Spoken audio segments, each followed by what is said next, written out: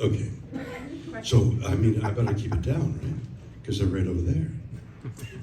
I mean, I'm hearing them. Aren't we hearing the show? Oh, we just turned it down. I just turned it down. Oh, it was on microphone. Okay. Still, I like the sound of this. I'll talk like this anyway. Mr. Shatner, Los Good Angeles afternoon. has played Wait a such a minute, wait a big minute. part. Just in said your- good afternoon. Go ahead. Please. Go ahead.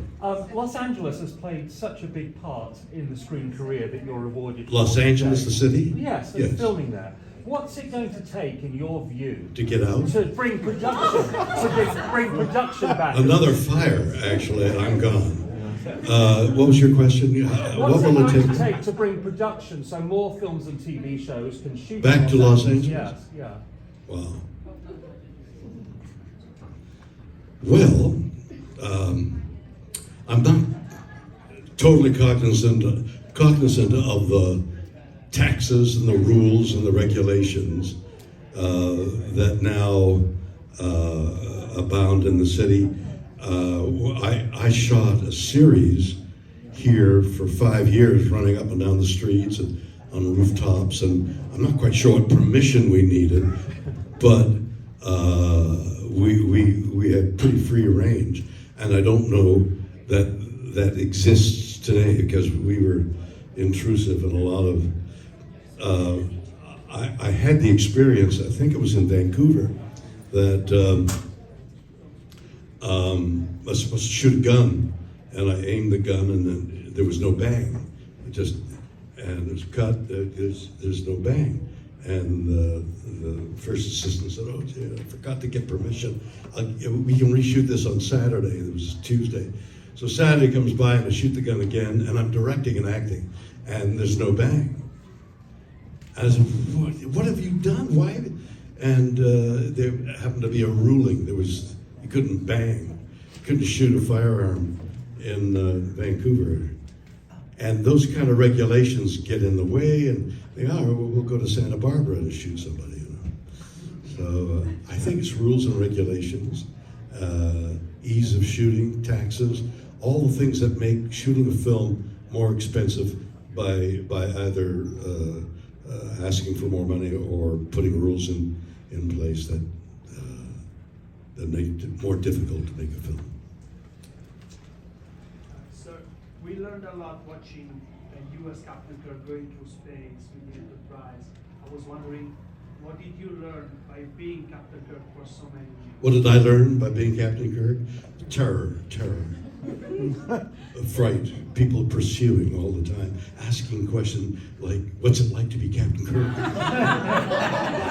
Just it was.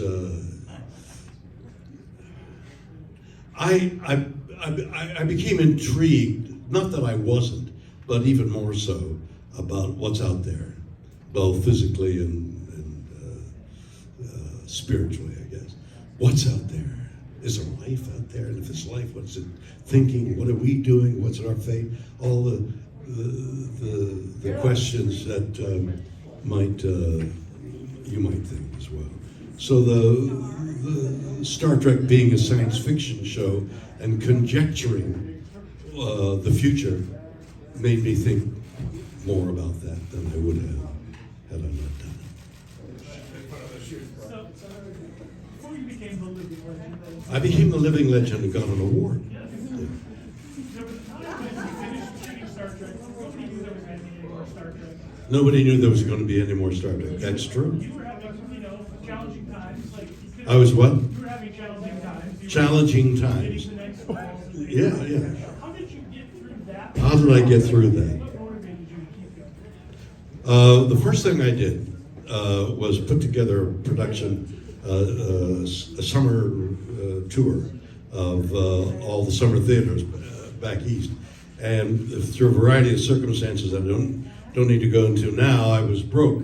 I literally had no money.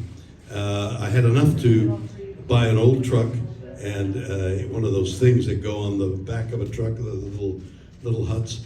And I drove cross country with my dog and toured for 13 weeks and made some money. And now I had to drive back. I don't know whether I've ever told this story. So I'm driving back. So I say goodbye everybody, bye. I'm in Long Island somewhere. Okay, I got to go back. I'm driving now across country, Los Angeles, with my dog. It travels with Charlie. I don't know whether anybody ever read that book. But I was with my dog. Hello, dog. I'm going to go over there. I'm talking to my dog the whole time. And we had arranged, my agent and I arranged to call. I would call on the road. So I'm out 10, 12 hours. I get by a phone booth and call my agent. I'm on my way. He says, oh, by the way, Rose Kennedy would like you to go to a party for the Kennedys. I said, well, I can't because I got to get to my family. There's a holiday coming up and I got to get. He says, but Bill, it's Rose Kennedy and Kennedy's. And I said, I know. He said, well, call me when you get to the next station. Get to the next station. They really want you to come, Bill. I can't. I got to get to my family. I got to get there. Big gun. I'll call you. And I'm in Arizona. And I call him. He says, you know what they'll do? They're going to send you a private plane and pick you up in Arizona and fly you back and you come back. And I said, no, I'm going on to Los Angeles. I'm going to be with my family. I put the phone down and I realized, why the hell didn't I have the plane come, pick me up in Arizona, fly me to Los Angeles, pick up my family in Los Angeles, fly me back to Rose Kennedy with me and my family, and that would have been, but I was too blinded by the fact I had to get back home. You know, I'm not a current private pilot, but I used to be. And there's a thing called come home-itis. And that's it. Pilots lower their guard about what could go wrong by the fact that you want to get home. And so you'll go through a storm or clouds or things that you shouldn't do for safety's sake. You're impelled by your desire for whatever that is to get home, in my case. Hi. The great thing about the Star Trek franchise, and especially the movies, is that it's characters trying to find their place in the universe and transforming. And Trying to find their place, what? in the just in life. In life, yes. You know, it's Yes. especially your character. It's like in Yes. all the movies. It's like Oh, you I'm trying to find my change place as a everywhere. person. Even in the line for lunch, I try to find my place. It's good dinner. But you, William Shatner, went into space. How did that change you as a person? Trying to find my place. Just going to space. Did that Oh, change going your- into space. Yes. How did it? How did it change me? Yes. Well, I need about a half an hour. We got to go half an hour. It was profoundly changed me, and I can get the half an hour down to 15 minutes. We don't even have that. But so when I'm asked that question, which I'm asked quite a bit, I say, "Oh, it's wonderful! I was changed, and that's the best I can do." Just as with as few words as possible. I was, and I didn't realize it until I was on ground an hour or two later. I was in grief for the world. I've been an ecologist for a long time. Rachel Carson's book moved me so many years ago, and I've talked a lot about it in the beginning to scorn, and then people begin to say, "Oh, yes, I understand that we're in trouble," but we're in real trouble. For people to say that it's a hoax is stunning. After the fires here, the fires are a result of global warming, with the heating up of the earth, all the things that we've read about, the moisture, the lack of moisture, the tinder dry vegetation is all part of global warming. We've just had a global warming event. And the fact, you think, okay, well, it'll be better. It's not going to get better. It's going to get worse. And that's what I was in grief for. I saw this beautiful world. I saw the blue planet that, what's his name, talked about, the blue orb. I saw the beauty from a distance. I saw the white clouds. I saw the Texas desert. I saw the blue sky. I've spent so much time outdoors. I saw all that in that instant as I looked down, and I realized it's going to disappear. it's going to die. We're all going to die with that. And we're walking around with our heads it should be in the heads of the clouds, but the clouds don't exist anymore because of global warming. That's what I thought.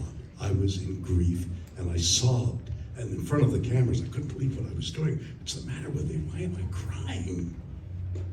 And I slowly realized that I was in the deepest grief for this beautiful thing we call our world. Thank you. Mr. Shatner, you're getting the Lifetime Achievement Award tonight. When you look back, I got it. you got it. You see it. When you can't take it back. when you look back at your life and all the amazing television and film roles, do you have a standard? Like, if you had to say, "This is the thing I'm most proud of. This is the performance." Of course, I'm asked that a lot too, and I don't think that way. I try to do what I can, the best I can, about everything. Like right now, I'm trying to answer your questions, and make it amusing, and be entertaining, and give you some information.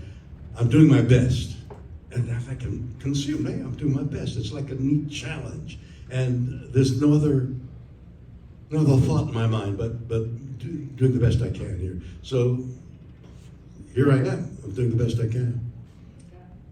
Thank you.